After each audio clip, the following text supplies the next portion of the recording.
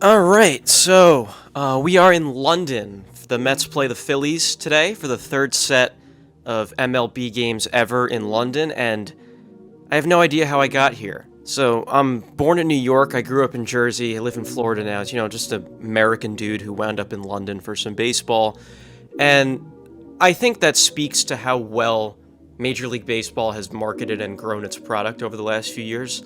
It is ridiculous that I'm even on this continent, let alone going to this game. And it is an experience I'm extremely excited for and extremely grateful. And I think that more than anything warrants the big question: how did we get here? And I had every right to be excited. Attendance for the two London Series games was over 100,000. The most attended games the Mets had played in almost 9 years. Bryce Harper hit a home run and told everyone he loved soccer. I love soccer! I love soccer! The fans were really into it, inside and out of the stadium.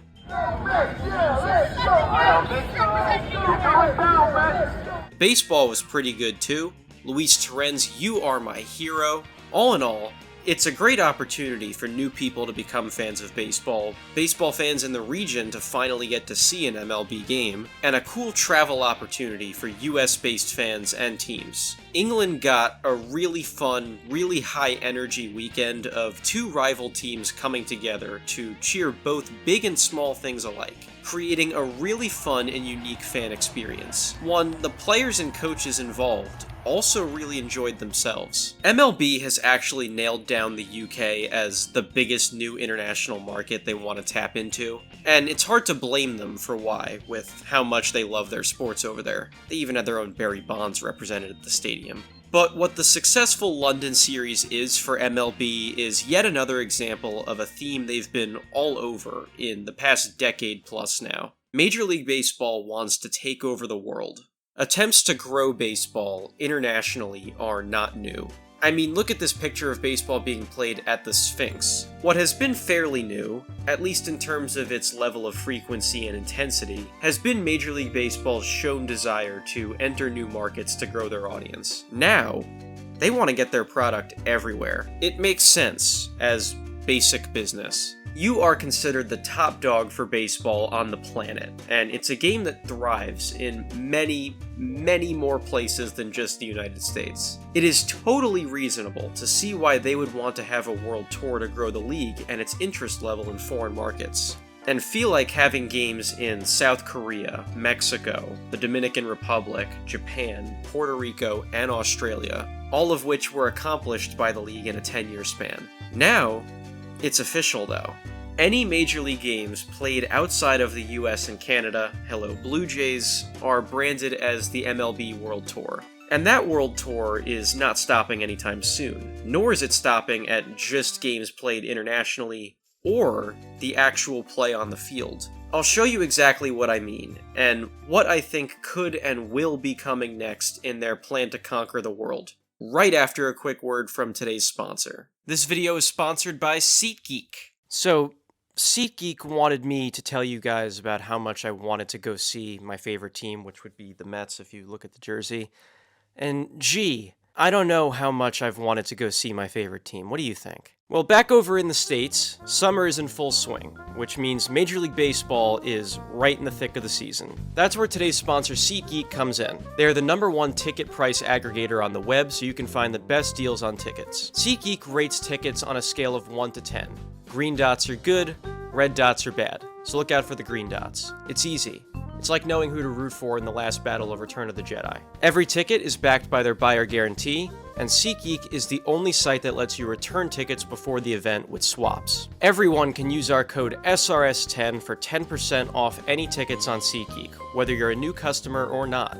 It also works for more than just baseball. If you're one of the 1 or 2 people watching this who doesn't want to go to a live baseball game, that's totally fine. You can use SeatGeek for other sports and live music, both of which I've used SeatGeek services for in my life before. No matter how many times you've ever used SeatGeek, code SRS10 will be there for you for 10% off any tickets, so what are you waiting for? Code SRS10 is only there for a limited time, and you could be at a ballpark right now. Thank you so much to SeatGeek for sponsoring today's video. Back to the action. In March of 2024, the New York Yankees touched down in Mexico. Slugger Giancarlo Stanton is here, and he's taking batting practice in a luchador mask. Budding stud shortstop Anthony Volpe is also here, as is catcher Jose Trevino, starting utility man Oswaldo Cabrera, and reliever Jonathan Loaizaga. Facing them is not an MLB team. Incluido el de Mazatlán. Tabla grande por el derecho, lejos, va para atrás, va para atrás, va para atrás. ¿Cómo regresar?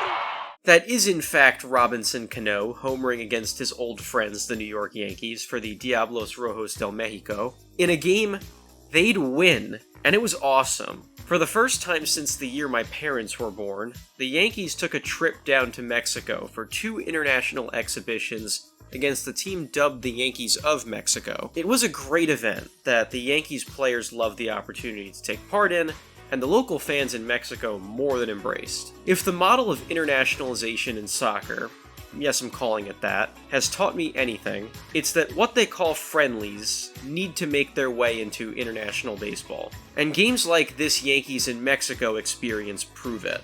Exhibitions like this are crucial for MLB's visions of globalization. I went down to the country of El Salvador to watch Messi and Inter Miami play a 0-0 draw against the country's national team, and it was still one of the craziest sports things I've ever experienced in my life. Baseball is so much bigger than just Major League Baseball, and that's something fans and executives can lose sight of in this country. In order for Major League Baseball to achieve its goal of taking over, the international games can't just be MLB versus MLB events. Sure, we're probably getting the Dodgers opening the season in Japan in 2025, but they're also going to need to play against some Japanese teams too to get the full experience. Them and the San Diego Padres both did it with Korean teams before the Seoul series that opened the 2024 regular season, and with Japan being home to the second best baseball league in the world, it makes too much sense not to do this next year. We will probably see more MLB teams in foreign cities someday to further contribute to this MLB globalization arc. There's especially talk of Canada and Mexico getting more representation than just the Toronto Blue Jays. And the NBA publicly has Mexico City in their sights already, so we might see sooner or later how a Mexican franchise in a big US sports league will work. We're just really far away from that in MLB. With or without that, it is big to see MLB teams play against international non-MLB teams for the benefit of everyone participating. And let me put it like this. We do this kind of thing too, as a YouTube channel.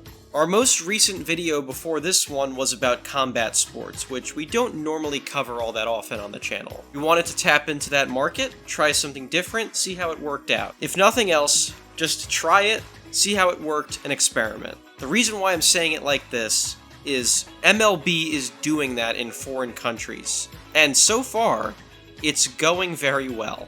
It's commendable that they're taking the risk in the first place. Having it succeed and look really cool in the process is a totally different story. There's also 2 other models for international exhibitions that have existed before but haven't been tapped into in a while that I do think you'll see at least floated around, if not making a comeback, because they fall right in line with MLB's stated goal of globalization. In 1999, the Baltimore Orioles played 2 exhibitions against the powerhouse Cuban national team, one in America and one in Cuba. The Tampa Bay Rays also made a trip down in 2016. Oh hey, remember James Loney?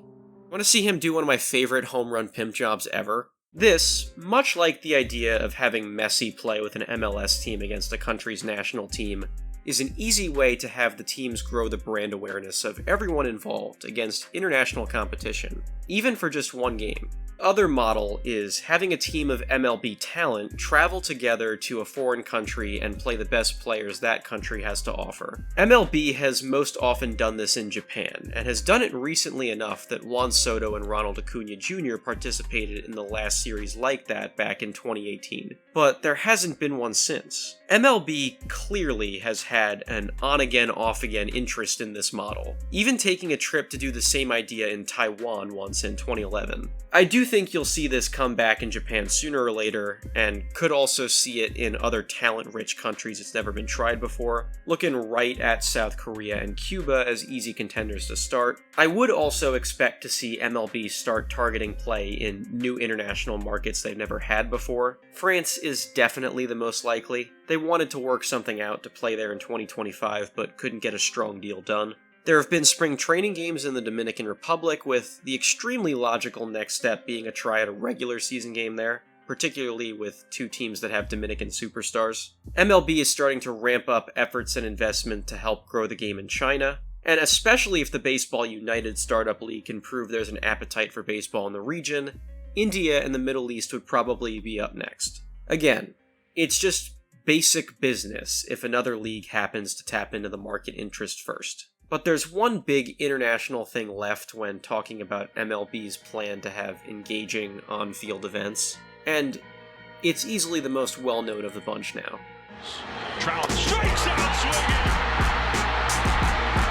Ohtani and Japan celebrate a World Baseball Classic championship. Major League Baseball is the key organizer of the World Baseball Classic, an international tournament of the best national baseball teams in the world that I've already given a ton of love to and probably will for the rest of my life until I die. MLB is the biggest string puller in the event, and they always have been, dating back to setting up the agreements to get several of the big foreign baseball countries involved before the first tournament back in 2006. And they all came together for the same common goal: growing baseball internationally. The original mantra of "baseball is spoken here" is a great theme for why the WBC works. Baseball unites a lot of people.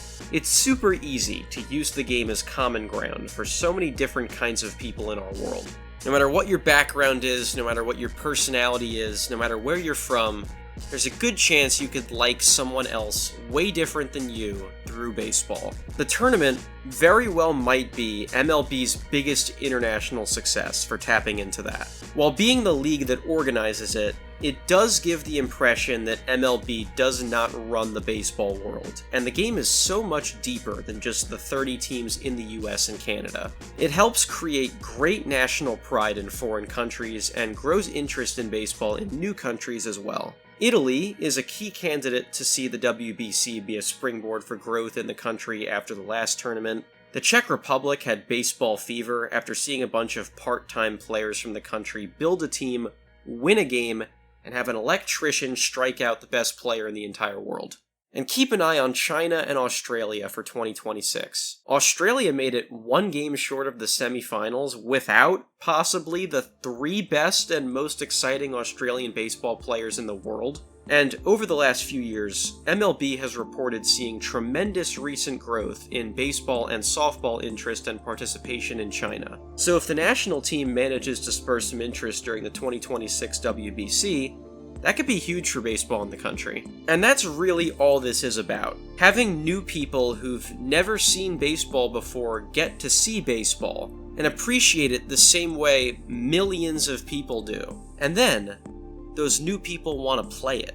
At its core, MLB's plan has three layers to it. The first is the one we've talked about this whole time: putting on great international events. The other two seem obvious and baked into that, but really should be stated above this because they're so much more important and integral to MLB achieving its goals here. They need to deliver the right baseball content to new people and make it accessible. Last year was the first World Series to be shown on BBC's digital platforms in England, and they estimated that the London series of 2023 was attended by 71% locals. You know, the same locals who came up to me and said, "Boo the whole lot of ya," when some British guy in a Phillies jersey saw me in my Mets jersey. Look, a clock. We don't have that in America. There are also plenty of reports about MLB's efforts to get the league's games on people's screens in China. They're working on a content series to get baseball more exposure in India. Almost anyone in the world can catch MLB highlights all over social media too. You know, on the same platforms you're watching this on right now, it's not going to stop at just those countries or those initiatives. Definitely not when the promise of growth in international merch sales is there, but it's not just about money here. What's more powerful is making new people want to play and watch baseball, and making enough new people want to play and watch baseball in places where it's still developing. That's the true gauge for success here. Aside from just some of the game's biggest superstars hailing from countries that aren't the United States, opening day rosters this year in MLB featured 264 players from foreign countries, which made up over 27% of the league. That's actually down ever so slightly from 2023. But the proof is in the pudding that this era of baseball is easily the most globally diverse in the history of the game. And it's showing that efforts to develop the league's presence around the world is working. The Bahamas and Curacao are now dependable pipelines for new talent capable of making a splash, which was absolutely not the case 20 or 30 years ago. 19 countries and territories were represented on rosters to start this season, with the record being 21 in 2018 and 2022. And I can't wait to see which new ones come into the picture when that record gets broken someday. Sooner rather than later. It's speaking to how well MLB has done in all this, and how making new boys and girls all over the world want to play baseball really does benefit both their lives and the game as a whole. Small picture and big picture. So if MLB does succeed in conquering the world, so to speak, that very well might be the best thing that can happen here. I'm all for it. You should be too. I can't wait to see what the future holds.